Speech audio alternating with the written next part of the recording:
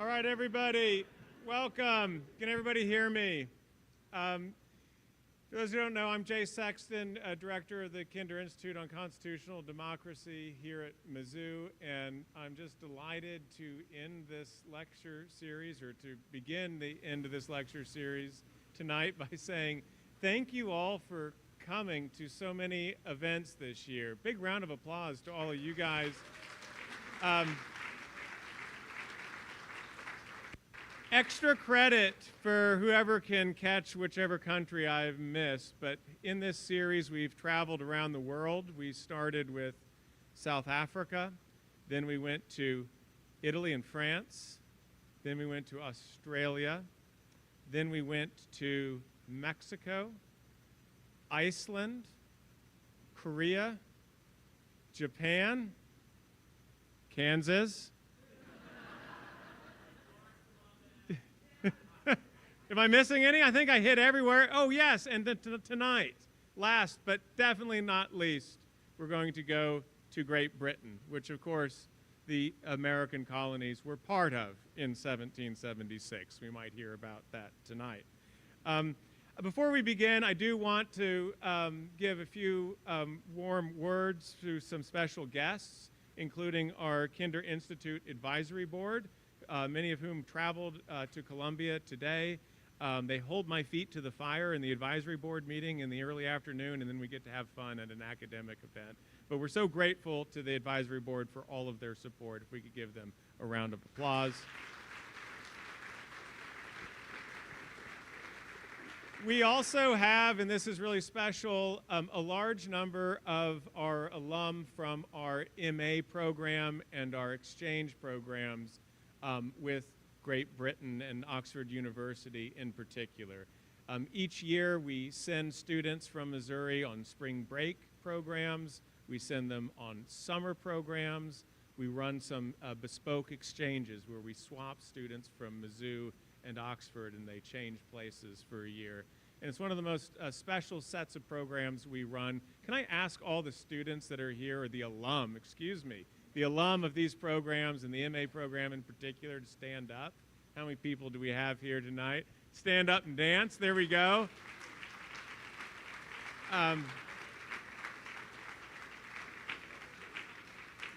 And we had a large number that have come over from Great Britain for this reunion this weekend. So if you hear some strange accents, go up and talk to them. But in all seriousness, I do just want to say one point about the so-called special relationship between the United States and Great Britain. And if you read about this, you follow the news, it's often presented as a special relationship is about how a president and a prime minister interact and what their personal connection is. Maybe it's about military alliances or intelligence sharing. And all of those things are really important, don't get me wrong. But what makes the connection with Great Britain special isn't those things. It's the people. It's the actual people building relationships, networks, and institutions that span the Atlantic, bridging divides. And of course, it's much easier in this sense because we all speak the same language. But that's what we're trying to build at the Kinder Institute. So it's so good to see so many of you here today. Okay, enough from me. You've heard from me. You know, if you've been at this series, that we have a student give the introduction for our speaker. And the student today is a student in our MA program, Bridget Swanson, originally from Idaho. But it says here, Bridget, that you're proud to now call Columbia home. We love to hear that. A longtime enthusiast of historical research, she graduated summa cum laude from BYU in American Studies and has been a wonderful addition to our program up on the 4th floor this year. Give a warm welcome to Bridget Swanson.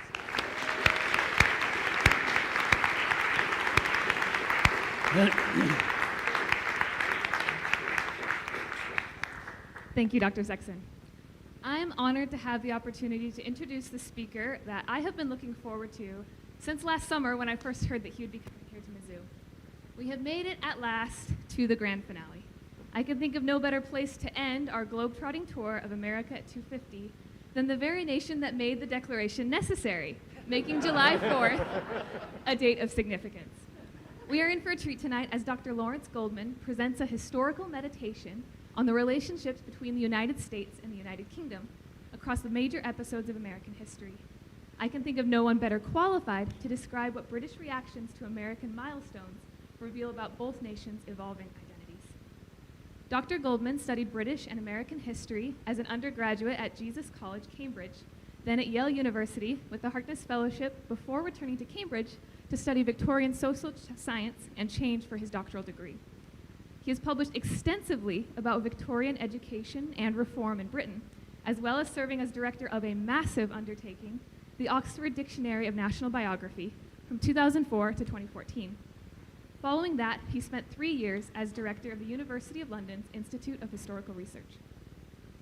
Dr. Goldman is also a gifted educator. He spent 29 years as a university lecturer at University of Oxford, where he was a fellow and tutor in modern British and American history at St. Peter's College. He's a senior research fellow at Oxford St. Peter's College and continues to teach as a senior fellow at our very own Kinder Institute, where he teaches for the Oxford MA in Atlantic World History and Politics. It was in this capacity that I first met Dr. Goldman, as a brand new MA student in a country I had never been to before I knew about any of these accolades. What I did know about Dr. Goldman, almost immediately, was his warm and cheerful demeanor, his deep knowledge of and passion for Atlantic history, and his ability to make anyone feel welcome and accepted, even in an intimidating place like Oxford. He led our class on an exhausting all-day walking tour of London on the 4th of July that nearly dissolved into a hunger riot without breaking stride. He also took time to meet with each of us individually, not just to prepare us for a final examination, but to offer academic advisement and personal, caring advice and encouragement. All this to say, Dr. Goldman is a rare gem and a brilliant scholar. I'm sure that we will all enjoy his lecture tonight just as much as I enjoyed his classes at Oxford University. Please stay tuned following the presentation. Stick around for some closing remarks by Kinder Institute's Associate Director, Billy Coleman. Now please join me in welcoming Dr. Goldman.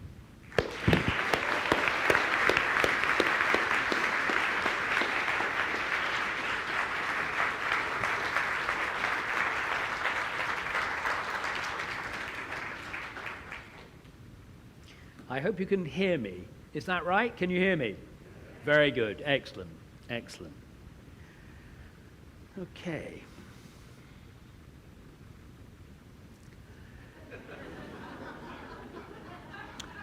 Now,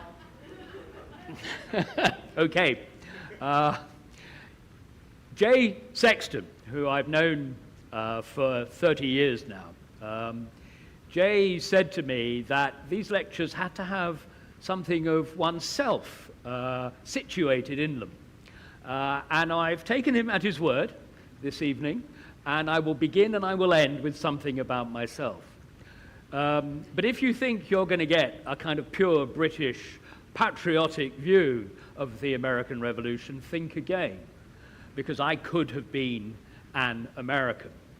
You have seen photos like this in so many documentaries and books about the people who came from Europe in that period after the Civil War down to the 1920s, when something like 65 million people made the trek across the Atlantic, came in mainly through Ellis Island, and then fanned out across the nation. And my ancestors were like that, except they came to London. We always say it was the poor ones who couldn't afford the trip across the Atlantic who stopped in London. And this photograph was taken, I think, about 1911. And the young lady standing on the far right of the picture, behind my great-grandfather, with what looked like ribbons in her hair, that was my grandmother. You're looking at my mother's family, and these were they roughly in about 1911. And as I say, I think you will have seen an East European immigrant family like this in many different situations, books and so forth that you've read. Whoops. But this is another part of my family. Sadly, I don't have their musical talent. This is on my father's side of the family. And as you look at them, you will see that they are really what we call in England a palm court orchestra. There's my great-grandfather sitting in the middle, and around him, the three younger men around him are my great-uncles, the uncles of my father. They came from Poland, and they played in many of the different capital cities of Europe, Prague, Berlin, Vienna.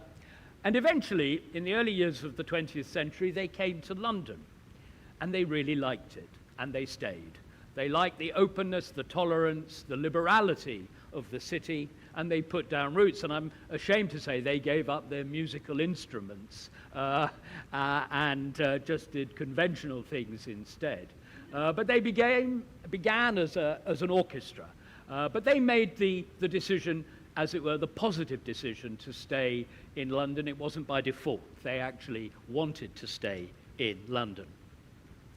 But let me now show you the next photo. On the left, you're looking at my father in uniform. A man who's not wearing a shirt is actually the first American I ever met in the flesh when I was a boy. Now, these two boys are both called Basil. Basil Goldman from London and Basil Wolfe from New Jersey. Well, actually, Basil Wolfe grew up in London, but when he was a teenager in the 1930s, his family moved to America. And the two Basils knew each other. They were friends because of their forename, which is not a very common forename in Britain. And you can see where they are, or you'll get a sense of where they are. This is North Africa. After Rommel's forces have been defeated, probably around July, August, I'm guessing, 1943. My father was in the British Army, Basil Wolfe was in the American Army. They worked out they weren't so far from each other, and Basil Wolfe came over to see my father, and that's his armored car in the background. He was in reconnaissance in front of the front lines, finding out where the enemy were. Only the enemy in front was their motto. That was how he spent the war. He moved to Italy and finally to Greece. But Basil Wolfe was the first American. He'd been naturalized. He'd become an American citizen. The first American that I ever met. He came to dinner in 1966, and this is the Kennedy silver $50 that he gave me on that evening.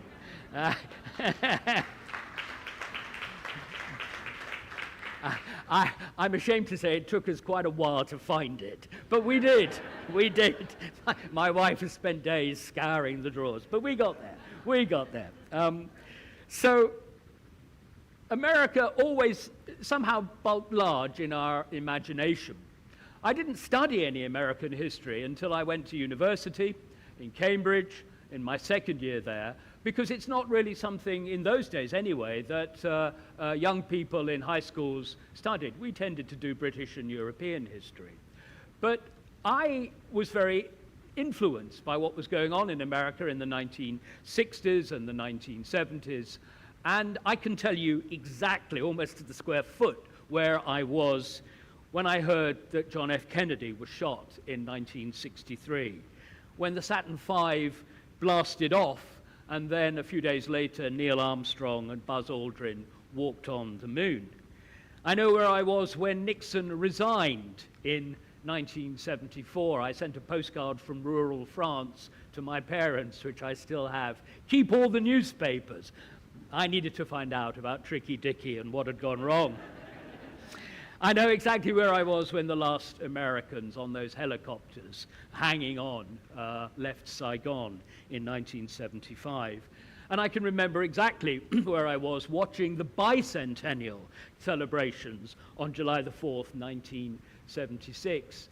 And I remember doing the math, as you Americans say, and working out, would I still be alive for the 250th anniversary And I've still got just a few weeks to go, but maybe we'll make it. And I will celebrate with you, and more on that celebration in a moment.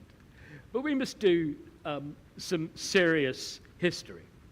And what I want to argue this evening is that the American Revolution was an argument between two sets of English people on either side of the Atlantic. Don't get too worried, because we'll see this argument developing, and I'm not going to turn your history into our history, not much anyway. But nonetheless, I want to try to make the argument this evening that rather than see the revolution as a conflict between two peoples, it's a conflict within one people that becomes two peoples. But that to understand American history at this point, the origins of American history, you really need to understand British history, specifically English history, and understand the ways in which people could differ over really the meaning of what it was to be English in the 18th centuries. Now, to do that, I need to move away from all the detail that you might think I would talk about. I might talk about the proclamation line of 1763. I might talk about the stamp tax of 1765, and the Declaratory Act, and the Townshend duties, and the Boston Tea Party, and so forth. But I don't really want to deal with the details. I want to try to enter the mental world of the colonists, the men who led the revolution in the 1760s and the 1770s. And to do that, to understand the way they understood their situation, you have to enter not only their mental world, but the history that they construed, as in the 1760s and the 1770s, they understood Britain to be making illegitimate claims upon them. History was crucial. They understood themselves in history, and that led them to take up arms eventually in 1774 and 1775 against the British. Many of them, of course, had come to what became the 13 colonies in the 17th century as political and religious refugees from 17th century Britain. And for them, for colonists a century later, in the middle of the 18th century, English history was really a record of opposition to royal absolutism, to the illegitimate taxes which royal absolutists in the 17th century tried to impose upon the English. It was also opposition to corruption, which they understood to be intrinsic often to the way the English had governed themselves, for ill in this case. They looked upon themselves really as the children of 17th century political ideas and the 17th century struggles to win sovereignty for the people from royal absolutists like Charles I and then his son James II, who was king from 1685 to 1688. And then along comes George III, who appeared, insofar as he was taxing people and seeking a new role for monarchy as a patriot king, a man who was not only, as it were, at odds with the colonists 3,000 miles away, but was trying to undermine the oligarchy which had ruled or governed in Britain during the 1740s and 1750s. He appeared to them to be a new form, if you like, of royal absolutist, which they'd read about from the 17th century. George III may appear to the British as Farmer George. He may, to historians, have seemed really rather an anodyne figure in many ways. But to the colonists, he was a new royal absolutist in a tradition they had grown up to deplore. And when the stamp tax began this strange process of kind of Atlantic tennis, back and forth, taxes, opposition, new taxes, more opposition. When the stamp tax was introduced in 1765, The colonists understood it in relation to the history of Britain in the 17th century as a new version of ship money, which Charles I had tried to impose upon the English in 1636, in a period when Parliament was prorogued. You weren't the only people to be taxed without representation. From 1629 to 1640, the King, Charles I, ruled personally. We call it personal rule. For 11 years, there was no Parliament. He imposed taxes on the English, and using exactly the same rhetoric and the same arguments, but a century and more earlier, the English had said there should be no taxation without parliamentary consent.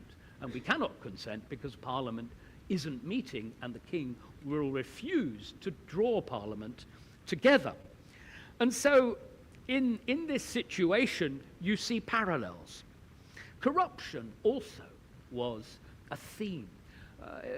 Harvard historians, notably Bernard Bailyn, maybe a name that some of you will be familiar with, 50 years ago, showed how many of the arguments, the rhetoric, the language even of the revolutionary generation was drawn from opposition to corruption in the 1720s and 1730s in England, when Sir Robert Walpole had emerged as the first of our prime ministers.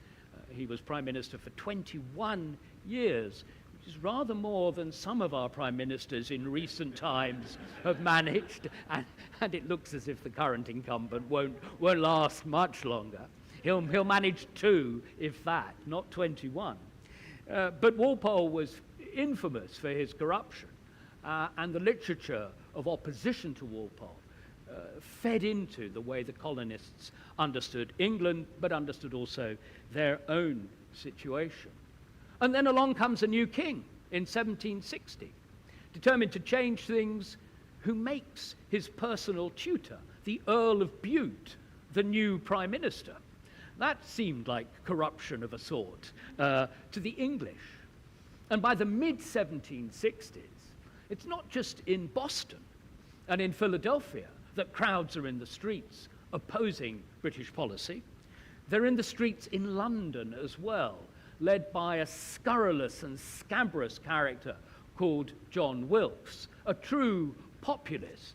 But we look back to Wilkes and the Wilkites protesting in the streets of our cities, particularly London, as really the founders of the democratic movement in modern British history. And so the point I'm making is, I hope, very clear. When the colonists looked across the Atlantic, what they thought they saw was framed by their understanding of history, their understanding of the 17th century struggles against absolutist monarchs that had led to civil wars in the 1640s and 1650s, and then to the Glorious Revolution, which overthrew James II in 1688. And perhaps it would be worth looking at the Rogues Gallery just to get a sense of who these people are. That's Charles I, and if you think George III was taxing you without representation, well, you should have been in England in the 1630s, because that was precisely what Charles I was doing. I was delighted some years ago to take a party of Missouri students one spring break to the home about 20 miles outside Oxford of one of the key organizers of the campaign against ship money at a place called Broughton Castle, Lord Say and Seal. And we went up to the very top of this country house into a small room where there were windows on every side. And it was said that there the conspirators against Charles I and against ship money met, and they met there because you had a view of the whole countryside around to make sure if the king's men were coming for them or not. And this is his son, who reigned much later. This is James II. And James had another reason for being unpopular, because he was an open Roman Catholic in a Protestant nation which had fought through its Reformation and did not wish to be re-Catholicized. But he seemed also to be a man with autocratic tendencies, who 3 years of his reign was quite enough for landed English gentlemen who rose up and, with the support of the Dutch, had him deposed in 1688. And there's George. There's Farmer George, King of England, who appeared to the colonists to be, if you like, a chip off that block. Now, historians in Britain don't really see him in those ways, but he's in some ways a more sympathetic, in some ways a less intellectual, a less tyrannous figure than those 17th century Stuart monarchs, at least in our view. But that's not how he appeared because of this framework to the American colonists in the 1760s and 1770s. And there is Robert Walpole, Bob the Knob, as he was known, our first Prime Minister, a remarkable man with vast political skill, but a corrupt man who ran, so it was argued, a corrupt regime. And it was the fear of English corruption that animated so many of the revolutionaries 50 years later. And that's John Wilkes. I think it brings out that image, the scurrilous nature of the man. But it's interesting that many of those who formed corresponding societies and tried to band together and organize popular protest in Boston and Philadelphia and New York in the years of the Revolution were aware of Wilkes and the Wilkites. He received in prison in England letters of support from the colonies. And again, the parallelism of fighting against potential royal absolutism on both sides of the Atlantic at the same time is made as an argument. But we need to move on. We need to think about other themes. And what you're looking at now is really a map of the British Empire at the end of the French and Indian War in 1763. We call it the 7 Years' War. We were fighting not only the French and Indians in North America, but the French and the Austrians and who knows who else in Europe.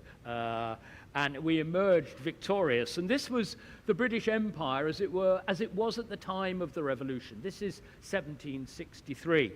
You can see the dominance of North America in that empire. You can see outposts of it in the West Indies, of course, the Caribbean, as you call it, or the Caribbean, as you say, and then the different ports in Africa and Asia, which were to be really the foundations of British colonial development and control over the next 2 centuries. In India, you can see that patch of land, Bengal, that the British had taken in those wars against the French in the 1750s and 1760s. And this is, if you like, the empire as it was at the end of the French and Indian War, at the beginning of the revolutionary period. But the British view of the imperial crisis is, of course, very different from the framework that the colonists saw these events through. First of all, the extent of the British Empire required funding. It required support. The costs of imperial defense were now significant, and it seemed to a British government to be perfectly sensible and understandable to ask American colonists to contribute to the defense of empire. After all, we had, with the colonists' large support, removed the French threat from North America by 1763, but that cost and the maintenance of imperial defense also cost as well. If you were part of the empire, you should contribute to it. But indeed, what had happened as well was a change in attitudes to taxation. The colonists thought of central taxation without representation as more of that Stuart absolutism which they'd grown up opposing. But for the British, by the mid-18th century, it was clear that their taxes were useful. They paid for a navy. They paid for our commerce.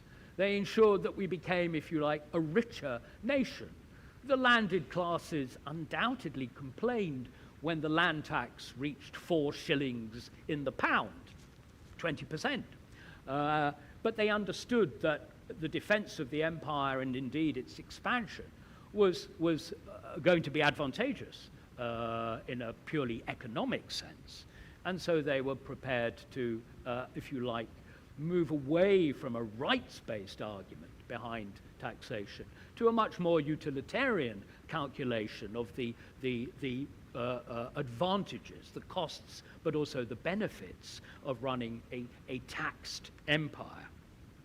And if you think, well, you know, this is history, just consider the arguments going on across the Atlantic now, which are, in a sense, the same arguments, only they are reversed in their polarity.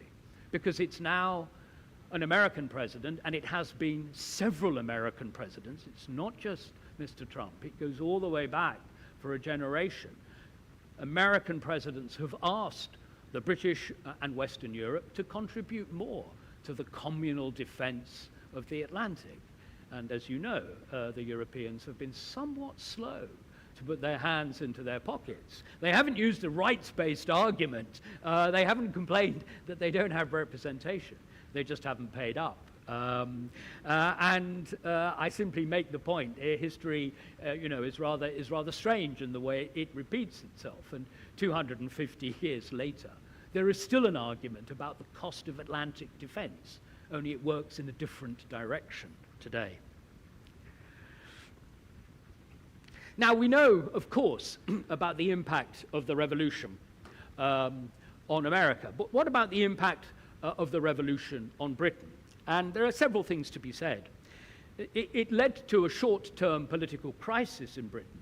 Once the surrender at Yorktown had been accepted in 1781, and the Treaty of Paris of 1783 had established America really as an independent entity, there was a short-term but very deep political crisis when we had no properly constituted government in Britain for 2 years until the advent of the younger Pitt, the Earl of Chatham, the first William Pitt's son. Longer term, there was a continued loss of royal prestige and authority. Obviously, this had been draining away from the crown through the 17th century, but George III's actions really began a very notable change in the balance of power between king, parliament, and country. There was also, from the revolution onwards, a recognition in the highest circles of British policy of American power and the drawing of red lines on the map. It was understood from the late 18th century onwards that in reality and also potentially, the new United States was a very powerful country and that Britain should not engage in any more large-scale wars in North America because of that. And that explains grateful acceptance of the Monroe Doctrine. I'm in the presence of the great historian of the Monroe Doctrine, Professor Sexton, so I need to be very careful what I say. But the British actually were complicit in the Monroe Doctrine. They were very pleased to accept the idea that America would police the Western Hemisphere.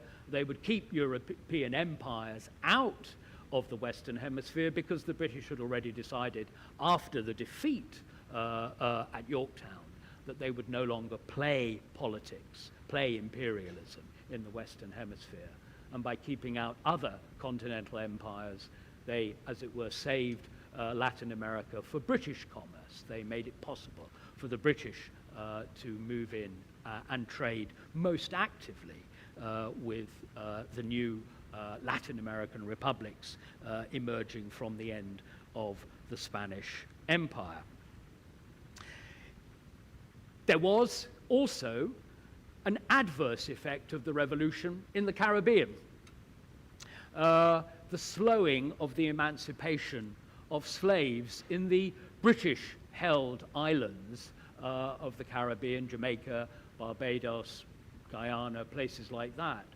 Because it's fair to say that from the 1790s onwards, British government was moderately favourable of emancipating the slaves. They certainly wished to see reform in their sugar islands and hoped for an evolution out of slavery. Their problem, however, were the slaveholders and those who formed the legislatures in these islands, and their fear that if they pushed very hard to end slavery in these places, there would be a revolt, just as there had been an American revolt in the 1760s and 1770s, and they would lose them completely to the empire, with consequent vulnerabilities to Britain's strategic position. But one other thought, of course, that emerges from the revolution is a gradual development of a new approach to the management of empire. And that is the development slowly in the early and mid-19th century of the concept of self-governing dominions. Places like Canada, like Australia and New Zealand that were part of the British Empire, but were working their way gradually towards self-government.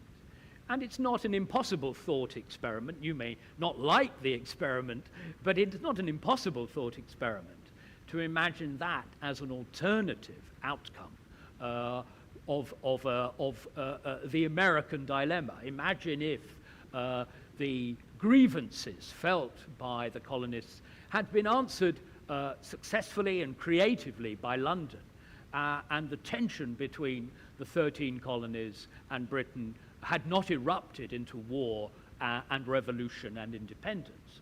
It's possible to imagine that development of dominion status and self-government within the empire developing earlier in the United States, and the United States perhaps not actually emerging until considerably later, and indeed still being nominally part of the Commonwealth, though that may give you the heebie-jeebies, and it would certainly be a radical rereading of history. But I talk like this because I think, you know, on everybody's minds, and it's already been adverted to in Jay Sexton's introduction, is the special relationship. And it's important to note that after the revolution, there was no great amity between our two nations, although, as Jay has rightly pointed out, the relationship is special between people and institutions and organizations like Missouri and like Oxford, and indeed, you know, between students and their tutors and the kinds of people who wander into tutors' rooms and end up becoming close friends and colleagues. The special relationship is a much, much later development than perhaps is understood. Throughout the 19th century, Britain and America were often at odds. There was the War of 1812, and then various frictions during the Civil War about freedom of Atlantic navigation. There was a brief war scare in 1896 when minerals and oil was discovered on the wrong side, by the British view, of the Venezuela border with British Guyana. And the British thought they might move their border 20 miles into what was Venezuela, because then they could, as it were, take a slice of this new pie that had emerged. And the Americans, invoking the Monroe Doctrine, ticked them off. The war scare never, of course, developed into a war. But it was, I think, an interesting example of the kinds of tensions there.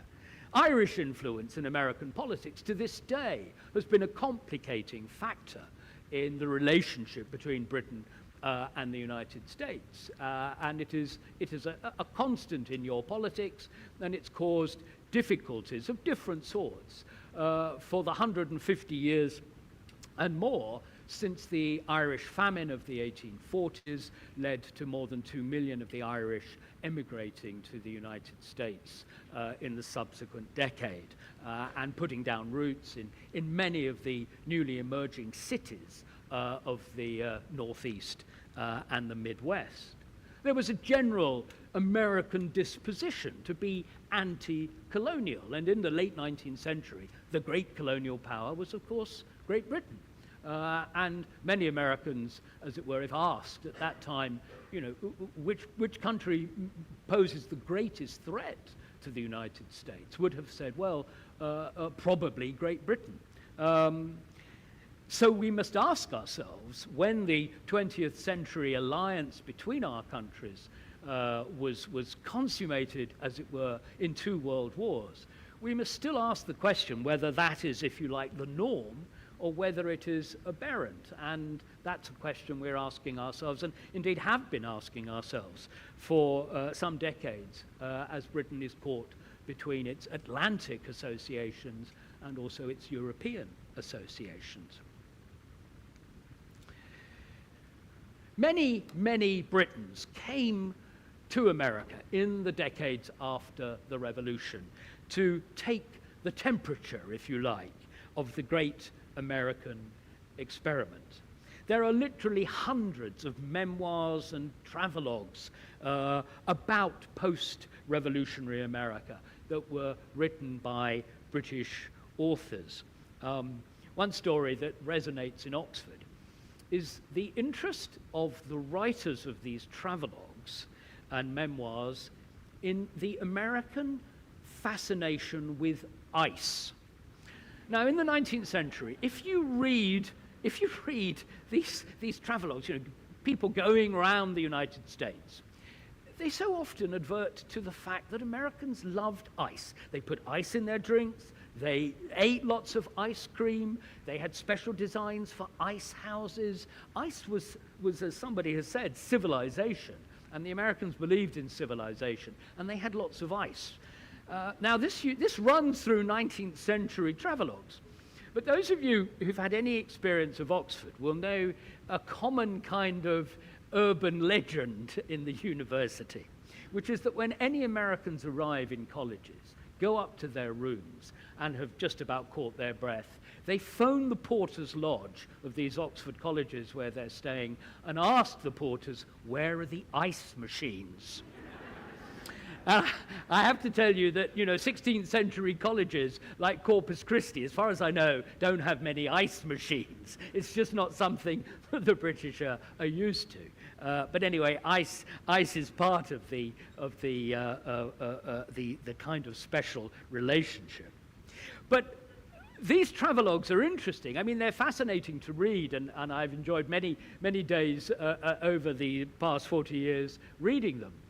But really, I'm not sure how much they tell us about America. I think in the end, they tell us far more about Britain than they tell us about America, and they tell us about the authors and their views of the British future, rather than telling us about America.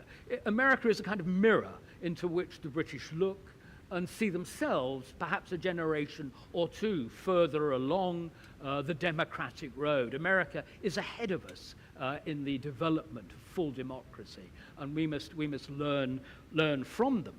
And when people write about America, particularly in the 19th century, really these Brits are writing more about themselves and what they think about Britain than they're writing about the United States. They see Britain in the United States, and they pick from it what they want to make the argument that they most, if you like, stand for. 3 examples of this, I mean, there are so many, but 3 very notable 19th century British authors come to mind. John Stuart Mill's famous essay, The Contest in America, which he wrote at a difficult stage, early in the Civil War. It's really an affirmation of American democracy, of the blessings of America, of his hopes for a true democracy to emerge out of the Civil War, indeed his hopes for a Union victory. And Mill had been interested in America throughout his life and often written about America in his more philosophical and political works, and was always not only interested but supportive of the idea of America as a fully functioning democracy. A generation later, James Bryce's The American Commonwealth is often said to be, after Tocqueville's study of democracy in America, the most perspicacious study of your country that's ever been penned. Bryce was also a liberal, like Mill, but he was a more kind of robust liberal of a later generation, by which time Britain was itself fully democratized in its political culture. And Bryce wrote for the British a view of an American democracy which was brash, which was robust, which had a kind of a democratic culture, which he said we would eventually embrace, which is undoubtedly true.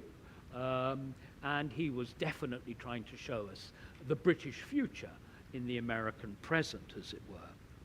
And then quite late in my life, I read Matthew Arnold's Civilization in the United States, which was published in the last year of Matthew Arnold's life. Matthew Arnold, a great poet, a great educationist, a great essayist from a very distinguished intellectual family in Victorian Britain. But what I discovered when I read Civilization in the United States is that it's actually very much like an earlier book of Arnold's called Culture and Anarchy, which is very famous in the history of British culture. It was an attempt in 1869 in lectures Arnold gave in Oxford to defend the idea of high culture, which he called sweetness and light. His fear was that high culture would be overwhelmed by the mass cultures of a new democracy, and he wanted somehow to privilege high culture and make a case for it, culture versus anarchy. And when he went to America, what did he see? Exactly the same thing. And he wrote about it in exactly the same ways. And here they are. That's Mill pictured in 1870, 3 years before his death. He'd been an MP for 3 years, 1865 to 1868. But being a high-minded liberal, he did not ever go into the streets and seek the votes of his constituents. And surprisingly, or perhaps not surprisingly, they did not re-elect him in 1868.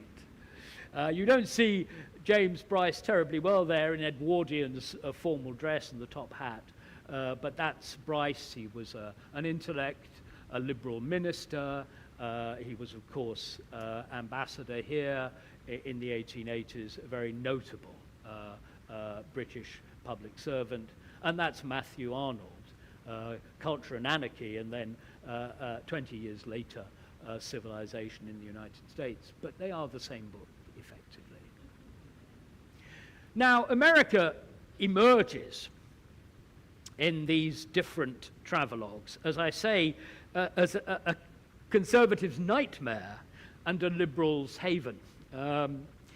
Some of you will know Francis Trollope's Domestic Manners of the Americans, a famously conservative view of the United States, published in 1832, a crucial year in Britain's debate about becoming a democracy. I do not like them, she wrote. I do not like their principles. I do not like their manners. I do not like their opinions. And that was true of many conservatives looking on at your revolution and its consequences. But in fact, liberal views of the United States predominate in the early 19th century and beyond in Britain. It's liberals who extol the revolution. It's liberals who speak kindly of the United States. And one could add to this list of famous figures in British culture many more. Tom Paine, of course, was the very first of them, a man who plays a crucial role in your revolution, arriving in America in 1775 and immediately penning really that great pamphlet, that crucial pamphlet, Common Sense. The common sense, according to Paine, was actually to become independent of the British and to seek independence. Nothing did more to ignite the idea of independence at the end of 1775 than the publication of Common Sense by Tom Paine on his arrival in the colonies. But there are so many more. Joseph Priestley, a great religious, political, and indeed intellectual radical, known for his discovery of oxygen, left Birmingham after his house was burnt down by an anti-radical church and king mob as we call it. William Cobbett, truly the greatest of the early English Democrats, the man who probably did most to campaign for democracy, or at least the concept of manhood suffrage in Britain. Cobbett was a great figure on the left of British politics, we might say, who spent years, these dates are years that they spent living in the United States. Robert Owen, a cotton spinner, a manufacturer, an entrepreneur, but a man of notable liberal sympathies, came to Indiana, which was then, of course, the frontier of America in the 1820s, and founded really the first and the most influential of utopian communities in the backwoods of America in the 1820s. The Chartists had the People's Charter. And what was the People's Charter in the 1830s and 1840s? It was a Charter of Rights, the most important of which was that there should be manhood suffrage in Great Britain, that every man, irrespective of his means, should have a vote. They are often put down as the first great working class movement in British, not only British history, world history. And in the late 1840s, when the movement essentially was defeated and dribbled away, many Chartists came to the United States. And if you wanted to read a fictionalized account of this, the great Victorian novelist Elizabeth Gaskell actually wrote a novel about Chartism. Mary Barton, it's not as famous as her masterpiece, North and South, but it's well worth reading, despite its melodrama.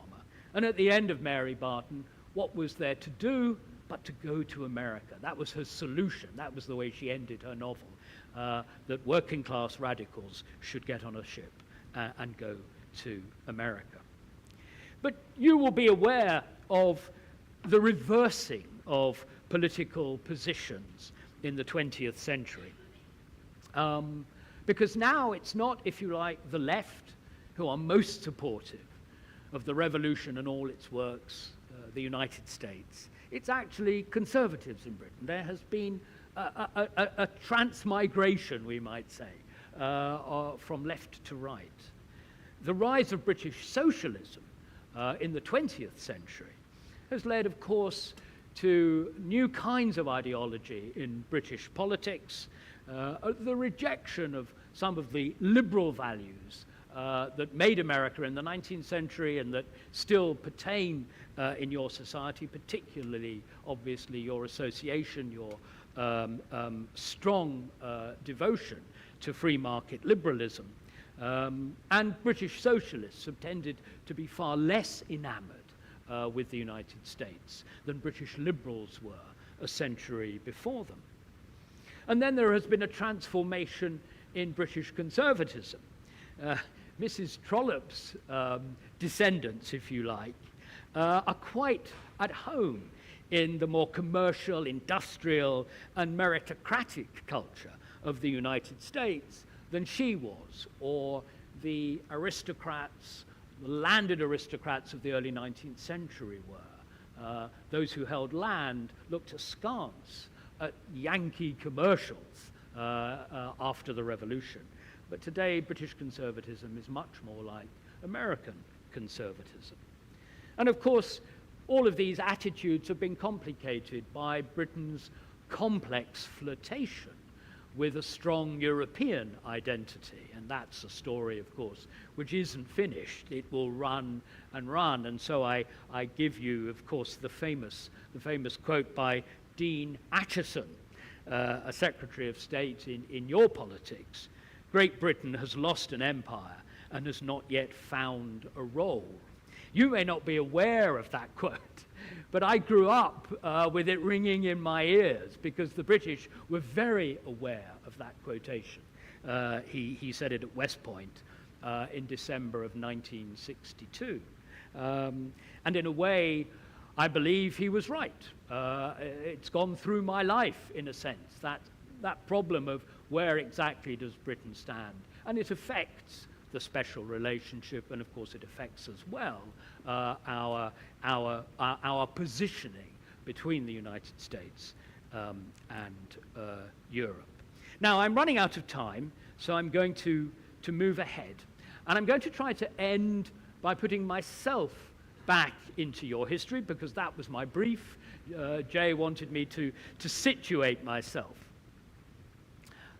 And I'm going to go there in order that we should finish to time and there should be an opportunity for questions. Now, what you're looking at is a building which to me represents the values of the American Revolution. We might say the values of the American Enlightenment. It's actually very close to Independence Hall in Philadelphia, and what you're looking at is known as Philosophical Hall. It was opened in 1789, a numinous year, of course, because then politics in the new republic begins, and it's home to the American Philosophical Society. Now, I want to make a point, which is that whilst many people think of the Enlightenment as a very continental European affair, there are historians, and indeed those who participated in the Enlightenment, who actually think that the Enlightenment began in Britain in the late 17th century and ended in America, indeed ended in Philadelphia in 1787 at the Federal Convention, when so many of the great Enlightenment ideas were encased in the American Constitution. Ideas like the separation of powers, the dispersion of political authority from the center to the localities and the municipalities. Ideas that, of course, were enshrined in the First Amendment to the Constitution in 1791. Freedom of expression, freedom of association, freedom of religion, freedom of assembly. These are classically enlightened ideas. Voltaire himself, the great French enlightened thinker, believed that they came out of late 17th century England. They spread through the continent in the 18th century. And very strongly, I think, there are those historians who believe that they might say they ended in Philadelphia, and they are embodied, encased in your American Constitution. Well, what's this got to do with me? Not much, but I will try to explain. The American Philosophical Society embodies these values.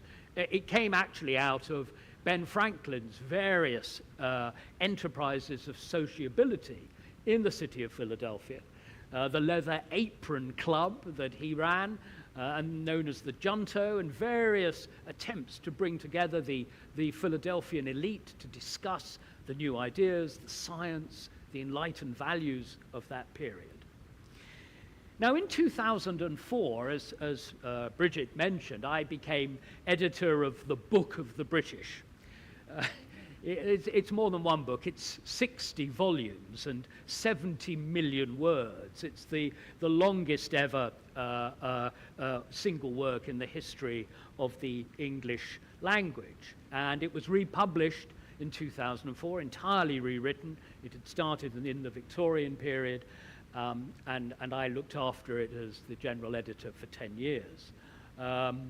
But what's important is that we launched it in London in 2004, and then we launched it in America in 2004, a little bit later in October. And where did we launch it? We launched it in the American Philosophical Society in Philadelphia. And here's a picture of Franklin Hall there, where it was launched, and I stood on that stage. Now, nobody had actually told me at that point what Philosophical Hall was and what I was to find in Franklin Hall. But I found myself standing in front of these three portraits. And as you look at them from left to right, I'm sure you can see, you've got Jefferson, you've got Franklin, and you've got Washington.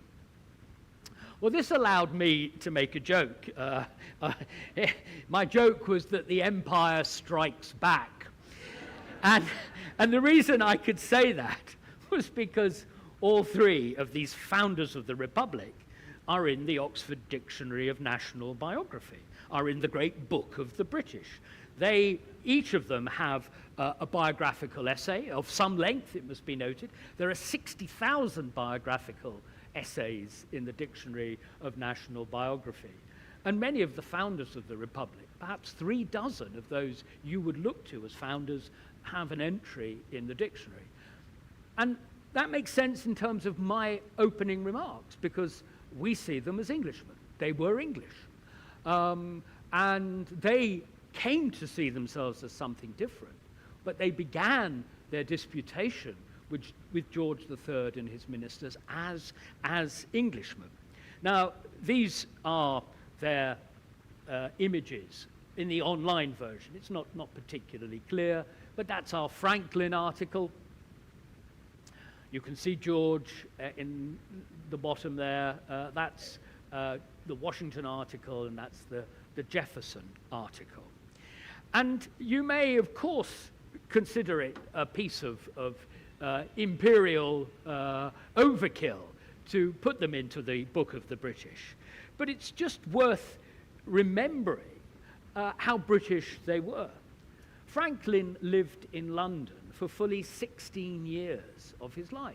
He was the agent for Pennsylvania and other Middle Atlantic colonies. And he was in London for those years, only returning when he realized it was impossible to do useful business and indeed conciliate with the British, and returning to take, of course, leading roles in the Revolution. Washington himself, of course, fought for the empire in the French and Indian War. And although Jefferson was no fan of the British, a younger man who'd grown up in the Revolution, he was much more critical of the British, I think, than others.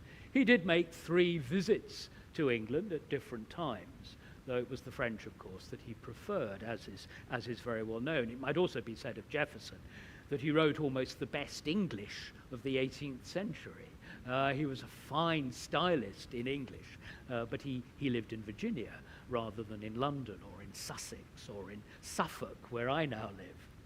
Now, the point can be made in another way, because on July the 3rd of this year, I will take a party of Missouri master's students from the Kinder Institute to see Ben Franklin's house in Craven Street, 47 Craven Street, near Trafalgar Square, a stone's throw from Trafalgar Square, right in the heart of London. Until about 20 years ago, I never knew it existed, but a trust was set up and the house was refurbished. And now every year, if I can, I take Missouri students to see Ben Franklin's house, where he lived for all those years that he was Pennsylvania's agent in London. And in fact, this year, July the 3rd, we'll do a Franklin-themed walk around London, going to the places that Ben visited. I think a lot of pubs are going to be on this trip. But that's what we'll do. And indeed, last year, Bridget mentioned I kept them away from their lunch for too long. But we eventually got lunch at the end of this themed American walk across London at a pub called the Mayflower in Deptford. And it's called the Mayflower because the Mayflower actually docked there before it set off for America in 1620. And there are still, ephemera and regalia from the 1620s in that pub. It's a very beautiful pub on the Thames. The trouble is it's right at the end of nowhere in London, and it's rather a long journey to get there. But we got there, and we got our lunch in the end, didn't we, Bridget? In the end. And we saw a lot of American sites connected with American history in London. Now, I think you've heard enough. You've got my gist this evening.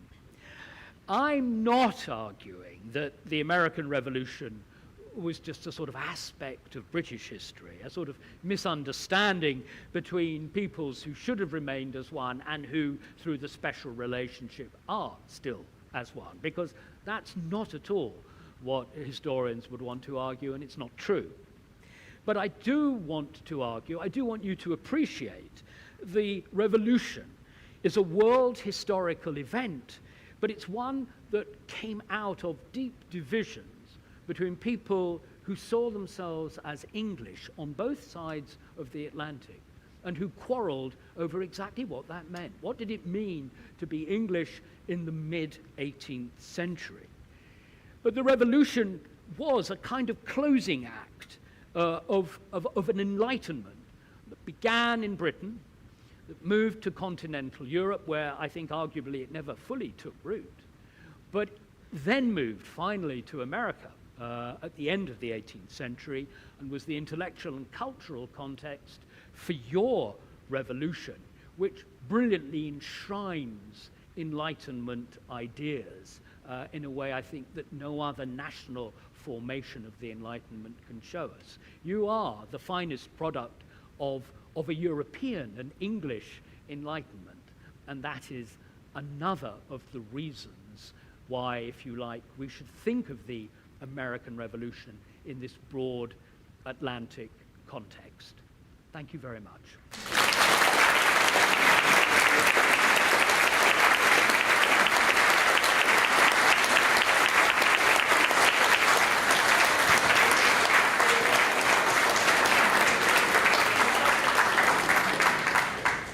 Now, one or two people have sent in advance questions, and I'd like to hold them back and just ask if there are any questions from the floor. I believe in questions. We haven't got a lot of time, just 10 or 15 minutes, but if there are any burning questions from the floor, ask now or forever hold your peace. Yes. Sir, I think I can see a hand there. Yes, and a microphone is coming. Do you think we would be better off with a parliamentary party like rather than two-party system?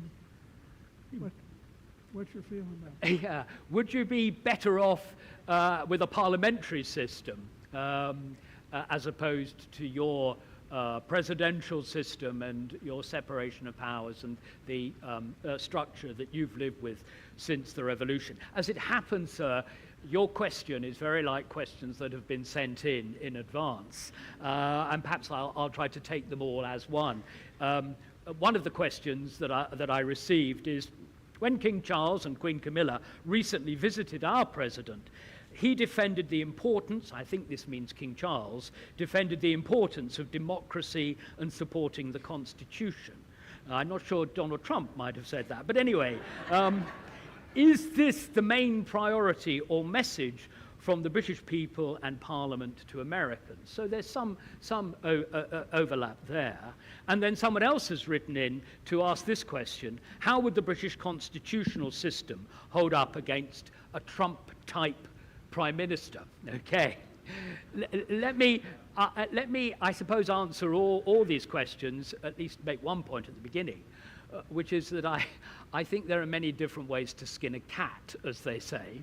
It could even be number 10's cat, who happens to be named after me, Larry. Okay, that's the cat at number 10 Downing Street.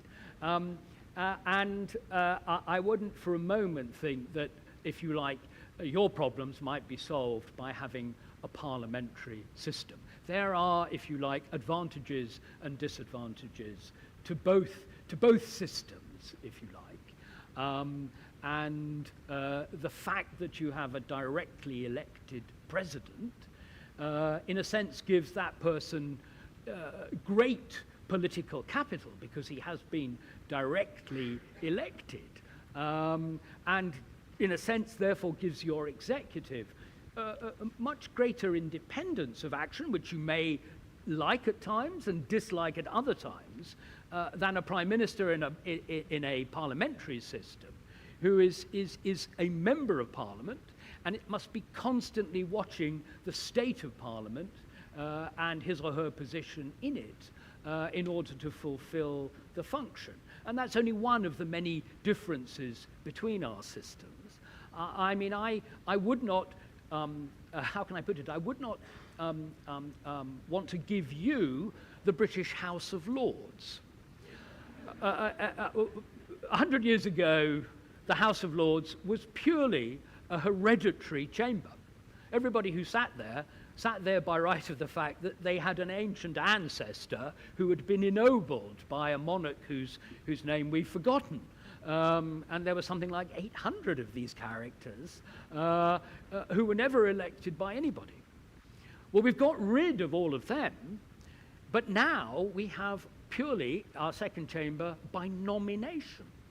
There is no voting involved in sitting in the House of Lords. Nobody elects you. You're just, as it were, nominated by the Prime Minister of the day. And it's obviously a recipe for cronyism.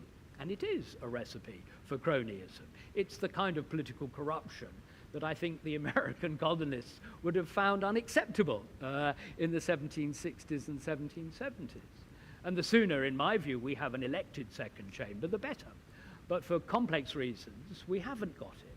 So would you like that parliamentary system, sir, where perhaps a president nominates who sits in the House of Lords? Could be your Senate. Would you favour that? I doubt it. So I simply say, you know, there are lots of differences, but be careful what you wish for. You know, the British Constitution is going through some trying times at present. And the very fact, and I think this is an important point, we often say, well, let me put it this way. I used to have students come into my teaching room in St. Peter's College in Oxford. And they would, in their first essay, often on the American Revolution, suggest to me the advantages of a written constitution. I'd say, let's park that point, and at the end of 8 tutorials, let's come back to it and see what you think. And having worked their way, I used to teach a chunk of American history from the Revolution to Reconstruction, so 1875, 1877. Having got to the end of that remarkable period in American history, I'd often ask them, are you still in favor of a written constitution? And often they were less enthusiastic, seeing the Constitution as in some ways constraining what government could do in the 19th century in America, as a constraint, for example, on reconstructing America after the Civil War. Now, we would sometimes say, well, we have advantages over the Americans because we don't have a written constitution. We work on precedent, and we can make up the rules as we go along, and that makes us more flexible. And when we need to use central power creatively, we can, in a way that in periods of American history it's been more difficult. But actually, in recent years, I think Britain has suffered greatly because it doesn't have a written constitution. And there are periods, and we are living through one on an hourly basis now, when there is such uncertainty in our politics because the actual pathway to removing a prime minister and getting a new prime minister is now much more complicated and much more uncertain than it should be. And it was in the past when we worked on more traditional lines. So, as it were, if your argument is we would like some more of that British flexibility in our politics in America, I'd say be very careful what you wish for, because the uncertainty and the flexibility have actually conspired to lead to a position where we've had lots of political instability in Britain since 2016. And it will go down, the historians will say, as, you know, one of the least impressive passages in British political history. So I hope that's an answer to your question, sir. Any other questions? Yeah. I'm listening to a 3-volume set of British history by Peter Ackroyd and have been enjoying it. Can you recommend that or another introduction to British history? Oh, gosh, an introduction. An introduction to British history. Gosh, it's a very contested field these days, and no one tries to write it in one volume or even several volumes.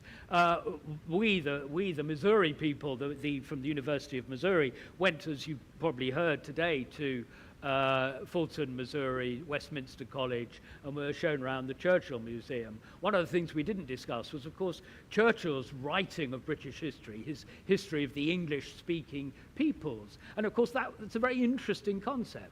He didn't just write the history of Britain. He wrote the history of the English-speaking peoples in order to include America and parts of the empire in his history. And of course, he was always very conscious of his American identity through his mother. But the days are gone when one person would sit down and write such a book. So it's rather difficult for me to think off the cuff, who would I recommend? There's a very good series by Oxford University Press, the Oxford History of Britain.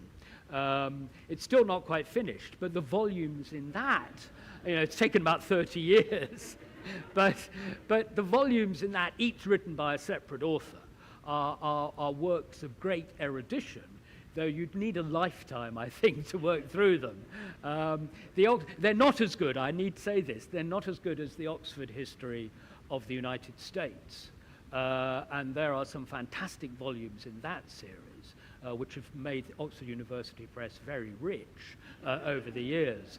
But I think there's no single author that I'd pick out as telling it all and telling it well. Okay, there's one other question that came to me, and time is not on our side, but this I think is up to the moment. And it's, how can we repair the US and UK alliance? And of course, I've made some remarks this evening about the special relationship, and of course cautioned you from imagining that the special relationship has always been there, and indeed has always been special, because for probably more years than we were allied, we were actually potentially hostile entities on either side of the Atlantic. I think the alliance inevitably goes through different phases. If you think of the relationship, it works best when our politics are in synchronized kind of association.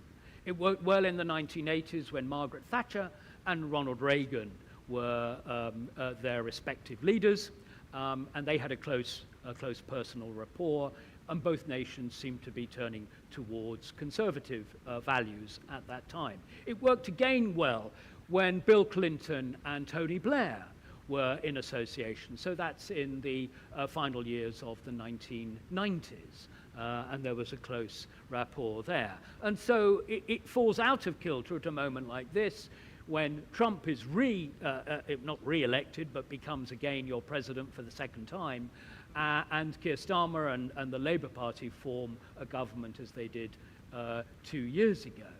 And the tensions are very considerable, because Trump is a new form of conservatism, and the Labour Party, well, is arguing about its soul, but is certainly a more left-wing party than it was in earlier phases of my lifetime. So inevitably there is tension there, but it can be repaired when, as it were, governments are much closer in ideological alignment, and also when there is greater personal rapport between people. But I think I would go back to a point I made in the lecture. I think it can be repaired when, and I will be forthright here, when the Europeans actually live up to the expectations that we all have for the Western alliance. And there is no question that Britain and European allies have not pulled their weight in that alliance for a generation. For myself, I cause trouble at dinner parties in Britain when I say that I think on this matter, not only Trump, but all presidents back to about George W. Bush have been absolutely right to demand that Europe pays more for the collective defense of Europe. It won't happen unless the Europeans properly support it. And I think the present situation is very unfortunate. Whoever sent this question, I think, is on the money. The alliance is in disarray. But I wouldn't blame America for that. I would blame the Europeans for that. They are belatedly beginning to understand their obligations, but it has taken them a very long time to live up to them. And if I were an American taxpayer, I would want to know why Britain and Western Europe think you should pay the lion's share for the defense of Europe. So I think there are things that can be done to improve the situation. It can be repaired, and it will involve, personal diplomacy between leaders, but it will also involve a reset in Europe, I think. They must take the Atlantic Alliance very seriously, and they should no longer take the American commitment to Europe for granted, and it has been taken for granted for too long. I think time is up, isn't it, really? Yeah, I think time is up. Please join me in thanking Lawrence.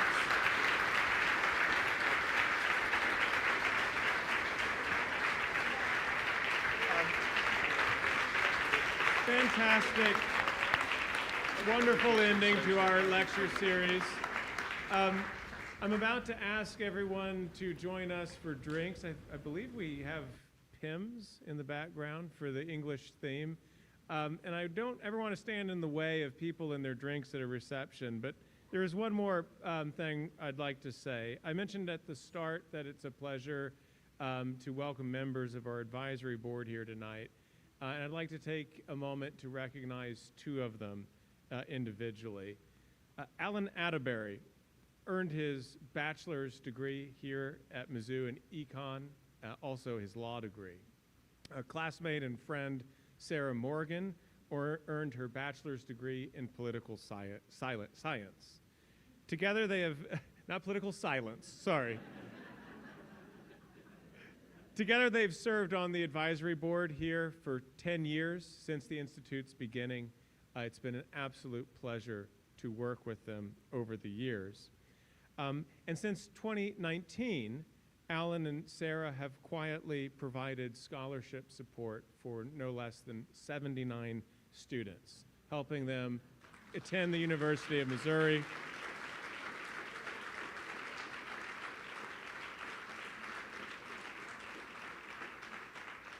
helping these students, attracting them to come to Mizzou, and then helping them have the means to stay here for the duration of their degree.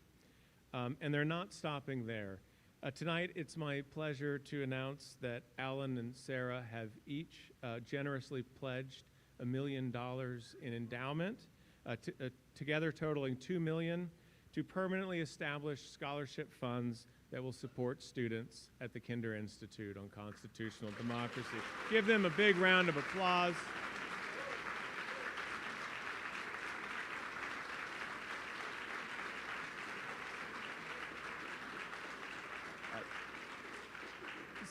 Sarah could not join us tonight, but Alan is here, and I'd like us all to give a warm welcome to Alan Atterbury to say a few words.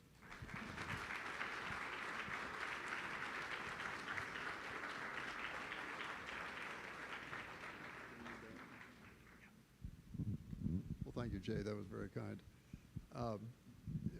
Really, speaking for Sarah and Bill and my wife Mary really wish they could be here today. They come to a lot of these meetings, and this just happened to be one for good reasons. None of them could come. But the expression or the scholarship endowment is really, Jay is thanking us for it. It's really us thanking Rich and Nancy for this incredible organization that they formed. They've been the spirit behind it. It's just been amazing to see what it's become in the past decade. Jay and his jolly band of staff members have just the epitome of professionalism. You make the school so much fun for the students. It's really evident. Thank you for letting us be a part of that. And onward to another point we were very pleased about was that the endowment factor allows the gift that we're giving to sustain scholarships for perpetuity or the end of the University of Missouri, whichever is first, I guess. And that's what Rich and Nancy had endorsed. There's great symmetry there, so those scholarships will be available for as long as the Kinder Institute continues to exist. We're very pleased with that part of it. So, Sarah, I hope you're listening and approve of my comments.